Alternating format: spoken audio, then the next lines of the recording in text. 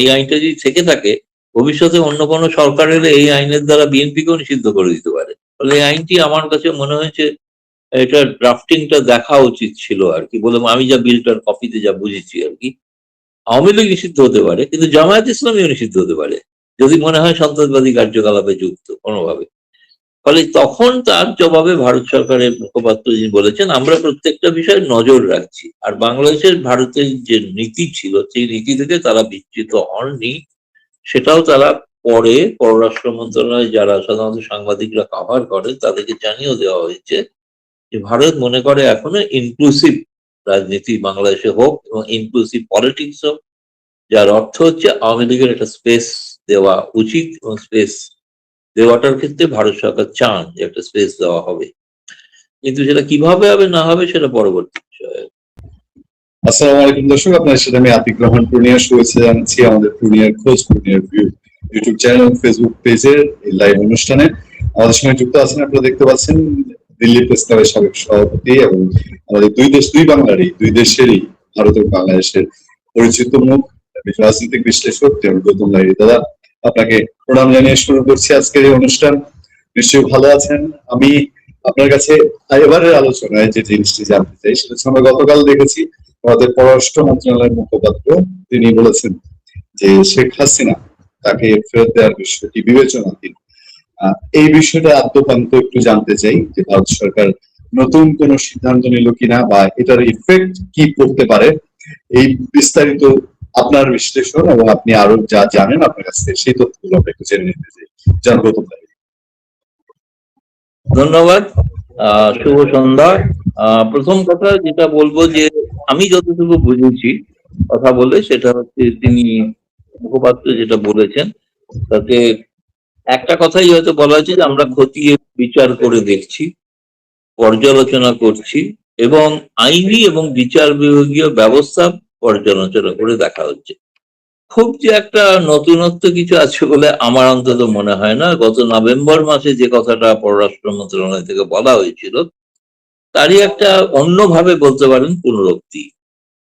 দ্বিতীয় কথাটা যেটা বলি সেটা স্বাভাবিকভাবেই বাংলাদেশ কর্তৃপক্ষ তারা যে যেখানে যখনই ভারতে বা যে কোনো মঞ্চেই তারা আসুন এই দাবিটা তারা সবসময় রাখবেন এবং তুলবেন, সেটা তারা বলেছেন। একই সঙ্গে কিন্তু ভারতে যখন ছিলেন, যে কথাটা বাংলাদেশে খুব একটা প্রচারিত নয়, সেটা হচ্ছে তারা কিন্তু এখানকার সিনিয়র এডিটরদের সঙ্গে যখন মিলিত হয়েছিলেন তখন কিন্তু স্পষ্ট বলেছিলেন যে প্রশ্নের উত্তরে যে শেখ হাসিনা প্রত্যর্পণের বিষয়টা কোনো দ্বিপাক্ষিক সম্পর্ক উন্নতির কোনো একটা মাপকাঠি নয়। এটা একটা ঘটনা, এটা লাগাতার থাকবে দাবিটা, কিন্তু কেবলমাত্র এইটা করা হচ্ছে না বলে এই সম্পর্ক উন্নত হবে না এমন কোনো ইঙ্গিত, এমন কোনো বার্তা তারা দেন। ফলে এই প্রশ্নটা যেহেতু প্রকাশ্যে তারা বিবৃতিতে উল্লেখ করেছেন এবং মরিশাসে গিয়েও ভারতীয় সাংবাদিকদের কাছে বলেছেন, তো স্বাভাবিকভাবেই সেই ঘটনাটার পরে এই প্রথম পররাষ্ট্র মন্ত্রণালয়ের মুখপাত্রের সাপ্তাহিক ব্রিফিং ছিল। এখানে রোজ তারা কোনো প্রশ্নের উত্তর দেন না।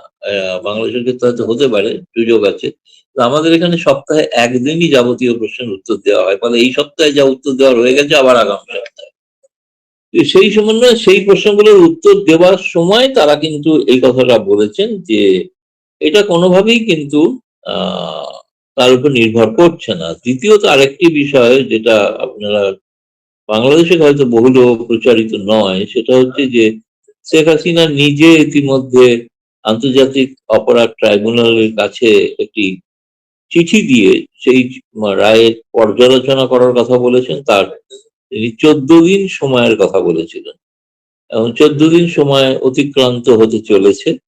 ফলে এর পরবর্তী পদক্ষেপ হিসেবে তিনি আন্তর্জাতিক কোনো আদালতে দ্বারস্থ হবেন কিনা সেটা এখনো নিশ্চিত নয়। এটা আমি এখনো জানতে পারিনি, হয়তো এটা একটা খুব শীঘ্রই হয়তো জানা যেতে পারে। যেদিন যদি দ্বারস্থ হন তাহলে নিশ্চয়ই আমরা সেটা ভারতে থেকে জানতে পারবো। ভারতীয় সংবাদ মাধ্যমকে সেটা জানিয়ে দেওয়া হয় সাধারণত যে তিনি যে যে পদক্ষেপ নিচ্ছেন।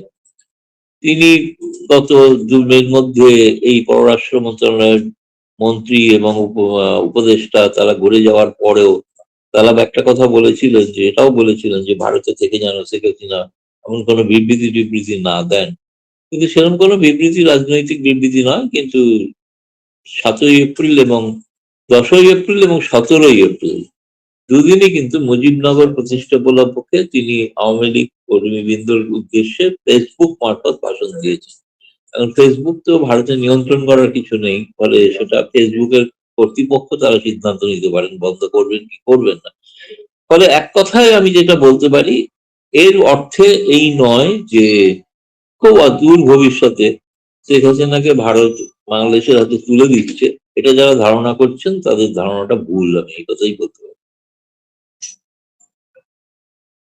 জি দাদা, আমি আরেকটু জানতে চাবো যে মানে ভারত সরকার কি এই বিষয়ে ইনভেস্টিগেট করা বা আরো বিভিন্ন পক্ষের সঙ্গে কথা বলা, সেই পক্ষ কি আওয়ামী লীগ পক্ষ আছে, সেই পক্ষ কি বাংলাদেশের সরকার বা সরকারের বাইরে আর কেউ আছে, এরকম কথা বলার কোন পরিপ্রেক্ষিত চলছে কিনা? কিন্তু সব পক্ষর অর্থে আওয়ামী লীগও একটা পক্ষ, ফলে তাদের সঙ্গে কথা বলে তারপরে এই বিষয়ে সিদ্ধান্ত হবে আর কি। যদি আইনি বিচার প্রক্রিয়া ছাড়াও সব পক্ষের সঙ্গে কথা বলা হবে, সব পক্ষের মধ্যে যারা যারা আছেন তারা প্রত্যেকে। এবং যে কথাটা আমি এটাও বলছি যে এই যে ধরুন আওয়ামী লীগের ক্ষেত্রে যে নিষেধাজ্ঞা রয়েছে এক্সিকিউটিভ অর্ডারে, আর যে আইনটি আনা হয়েছে, যে আইনটির দ্বারা কোনো ব্যক্তি বা গোষ্ঠী তাকে সন্ত্রাসবাদী আখ্যা দিয়ে নিষিদ্ধ করা যেতে পারে, সেখানে কোনো রাজনৈতিক দলের কথা নাম নেই, কিন্তু ইঙ্গিত আছে যে এর দ্বারা যে কোনো দল হতে পারে। আমি তো এটাকে ইন্টারপ্রেট করছি যে আমি জানি না এটা বিএনপি কিভাবে নিচ্ছে। দাদা, আমরা আপাত দৃষ্টিতে যা দেখতে পাচ্ছি যে আওয়ামী লীগের জন্য এখনো রাজনীতি দুয়ার ওপেন হতে অনেক দূর মনে হয় আমাদের কাছে, যে অনেক দূর। সেক্ষেত্রে কয়েকটা আলাপ বাংলাদেশের ভিতরে প্রচলিত আছে এবং চলছে, বিভিন্ন জায়গায় এই আলাপগুলো চলছে, সেটা আমি আপনাকে বলছি। যে যেহেতু ভারতের বাংলাদেশের আওয়ামী লীগে অনেকে এখন অবস্থান করছেন শেখ হাসিনা সহ, সেই জন্য প্রসঙ্গটা আপনার সামনে তুললাম।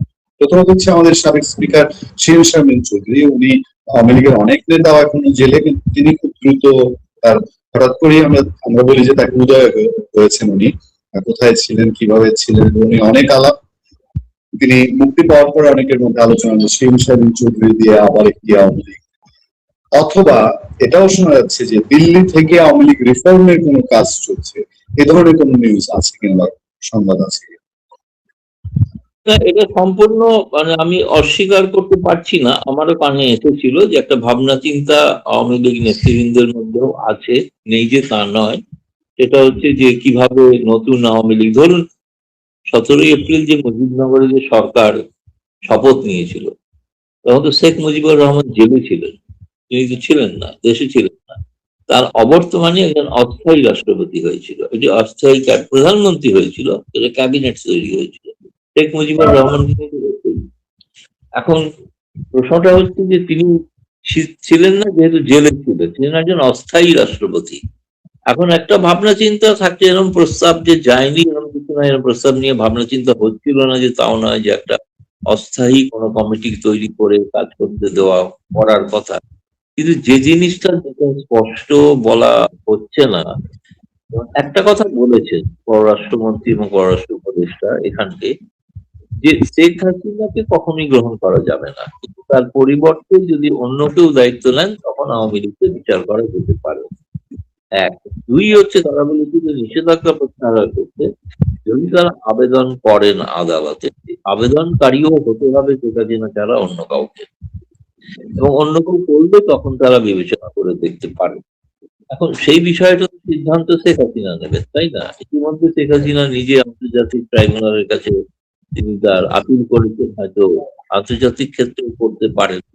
আমি যেটা সর্বশেষ আমার যেটা সব শুনে মনে হয়েছে যে বর্তমানে বাংলাদেশের যে পরিস্থিতি, সেই পরিস্থিতির কারণে এই সময় যে একটা প্রবল আর্থিক সংকটের মধ্যে বাংলাদেশ চলেছে, মানুষকে দীর্ঘদিন পেট্রোল ডিজেলের জন্য অপেক্ষা করতে হচ্ছে, গ্যাসের অভাব, বিদ্যুতের অভাব, এই যে একটা পরিস্থিতি, এই অবস্থায় মানে রাজনীতিটাকে প্রাধান্য দেওয়ার থেকে আমার মনে হয়েছে শেখ হাসিনা আর কিছুদিন অপেক্ষা করতে চাইছেন, যে পরিস্থিতিটা কোন দিকে যায়, কোন দিকে দাঁড়ায়, কি অবস্থা বাংলাদেশের আভ্যন্তরীণ পরিস্থিতিতে দাঁড়ায়।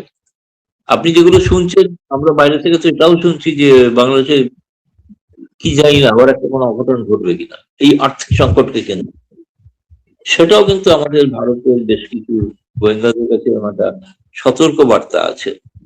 ফলে একটা অনিশ্চিত পরিমণ্ডলে একটা পার্টি সংগঠনকে তৈরি করা বা খাড়া করাটা, যার নিষেধাজ্ঞা রয়েছে যার উপর, সেটা করাটা কতটা বাস্তবসম্মত হবে। ফলে সেই বিষয়টা একটু অপেক্ষা করে দেখার বিষয় আছে। আমার মনে হয় এই বিষয়ে আরো 4-5 মাস বাদে হয়তো নিশ্চয়ই, এরকম নয় যে, এরকম আমি যতটুকু জানি বা শুনেছি তার ঘনিষ্ঠ লোকেদের থেকে, যে শেখ হাসিনা পদ আঁকড়ে ধরে থাকতে চাইছেন।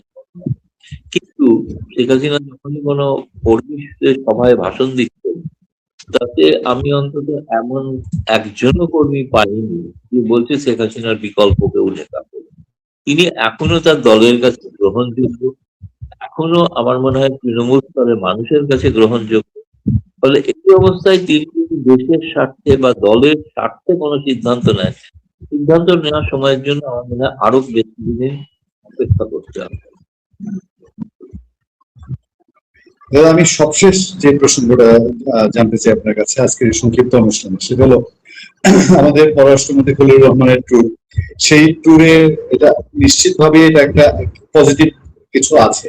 আপনার দৃষ্টিতে এই ট্যুরটা কতটা ফলপ্রসূ হয়েছে, যেটুকুই হয়েছে, অনানুষ্ঠানিক বলি বা যে পর্যায়ে বলি, কতটুকু ফলপ্রসূ হয়েছে বলে আপনার দৃষ্টিতে মনে হচ্ছে?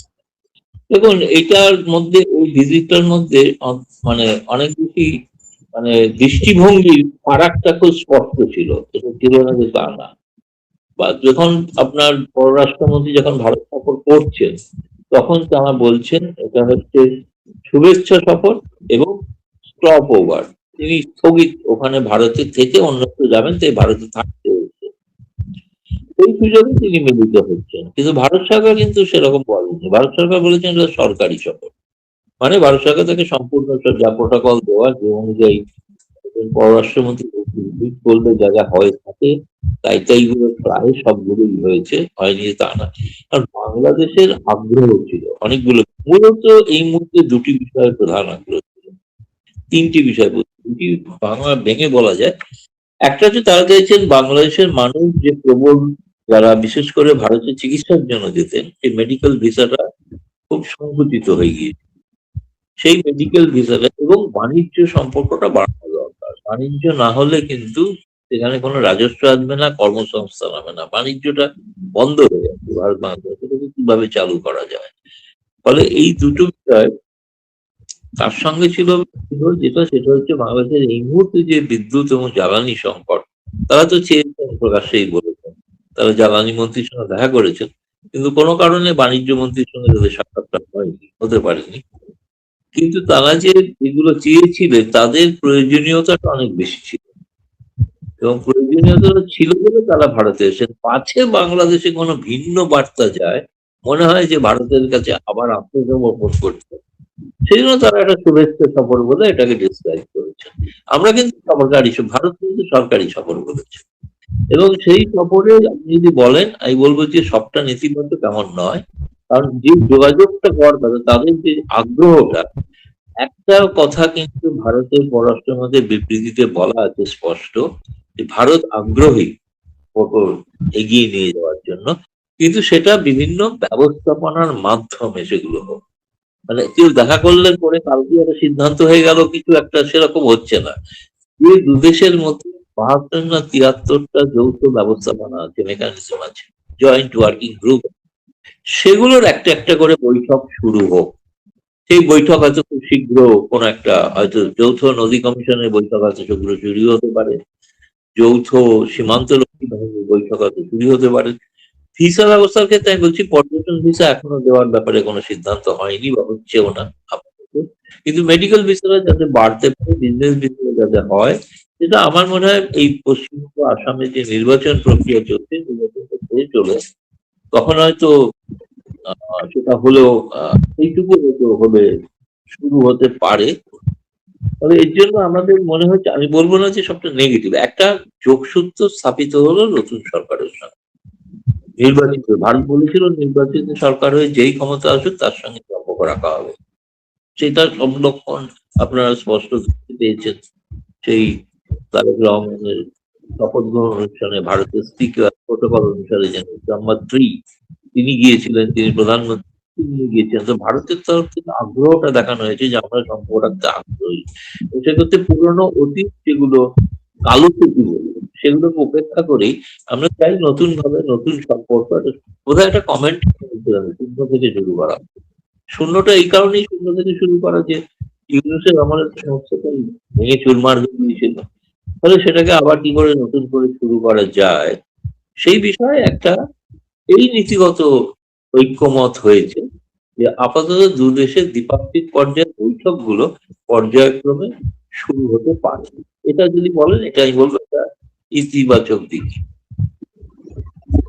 তার মানে মোটামুটি ভালো একটা শুরু আশা, আমরা একটা আশা নিয়ে থাকতে পারি যে ভারতের সাথে ইউনুস সরকারের সময় যে অবস্থাটা গেছে সেটা হয়তো কাটিয়ে ওঠার একটা দরজা পাওয়া গেল, এরকম বলা যেতে পারে। হ্যাঁ নিশ্চয়ই, সেটাতে দুটো জিনিস থাকবে যেটা একটু গলার কাঁটার মতো হয়ে রয়েছে। সেটা হচ্ছে যে ওই শেখ হাসিনা প্রসঙ্গ এবং হচ্ছে তাদের আওয়ামী লীগকে রাজনীতিতে ফিরতে দেওয়ার প্রসঙ্গ। এখন ফিরে যাওয়ার পর হুমায়ুন কবির খুব কঠোর ভাষায় বলেছেন শেখ হাসিনা বলে কোনো সেটা অতীত ইতিহাস, আওয়ামী লীগ বলে বাংলাদেশে আর কিছু নেই। এই কথাগুলো মানে ভারতে কোনো খুব একটা ভালোভাবে নেওয়া হচ্ছে না, এটা আমাদের বোঝা। অপর রাখবেন না রাখবেন সে তাদের, আমরা রাখতে চাই। কিন্তু এইগুলো কোনো এই অনেকটা যেরকম না ইউনুস বলেছিলেন সপ্তম কি সেভেন সিস্টার্স, তাই বলতেন ভারতের আভ্যন্তরীণ বিষয়ে কথা বলা।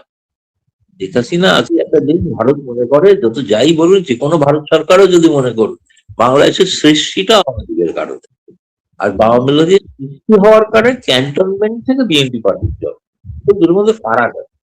কিন্তু তার বেলা বিএনপির অবদান নেই, বিএনপির মুক্তিযুদ্ধ অবদান আছে নিঃসন্দেহে। দুটো পার্টি গঠন আলাদা না, একটা পার্টি স্বাধীন রাষ্ট্র তৈরি করে দিয়েছে যার ফলে তারা পার্টি গঠন করতে পেরেছে। তাহলে সেই পার্টিটাকে অস্বীকার ভারতবর্ষের কোন সরকার করতে পারে? ভারতের 140 কোটি মানুষের কেউ। অনেক অনেক ধন্যবাদ দাদা আজকের এই সংক্ষিপ্ত অনুষ্ঠানে আমাদেরকে সময় দেওয়ার জন্য। ভালো থাকবেন, সুস্থ থাকবেন। নমস্কার। Thank you very much. দর্শক আপনাদেরকে অনেক অনেক ধন্যবাদ জানিয়ে আজকের অনুষ্ঠানে ভালো থাকবেন, সুস্থ থাকবেন। আসসালামু আলাইকুম।